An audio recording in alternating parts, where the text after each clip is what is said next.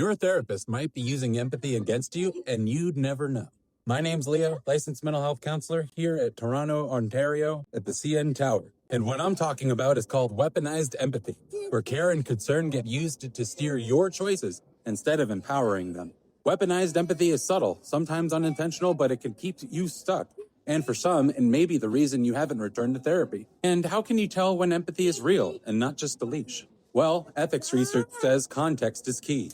Factors such as power imbalances, restricted choices in how the treatment planning process is created and carried, and how consent is obtained can turn guidance into coercion even when the words are the same. But surely this isn't all that common in therapy, right? Wrong. In fact, researchers call the broader pattern informal coercion. Researchers have identified that 29 to 59% of people in mental health care report pressures in persuasion, leverage, inducements, or subtle threats during treatment. Qualitative studies describe the fallout where clients report feeling powerless, losing autonomy, and watching trust erode. Coercion is linked to weaker engagement and can make people less likely to seek therapy in the future.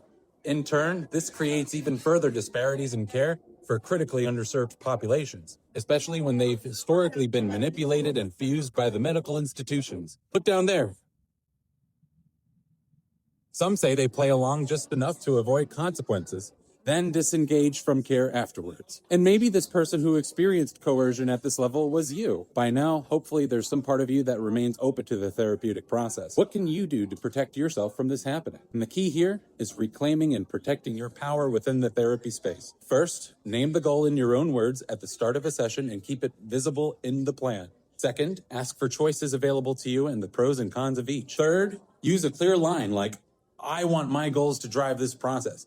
Can we slow down and realign? Research on perceived coercion shows that these steps protect autonomy and improve collaboration. And finally, know that your care can be redirected in ways that have nothing to do with you as a person or your ability to lead yourself. More often than not, this happening has more to do with institutional manipulation, insurance benefits, or a combination of the two. So if you see your care being redirected in an unhelpful direction, know that as part of the informed consent process, you have the right to direct and continue your mental health care with a legitimate provider you trust. Like, comment, and subscribe to my channel for more evidence-based mental health content. And if this feels familiar, bring it to therapy. The right conversation can turn empathy back into a tool for your growth.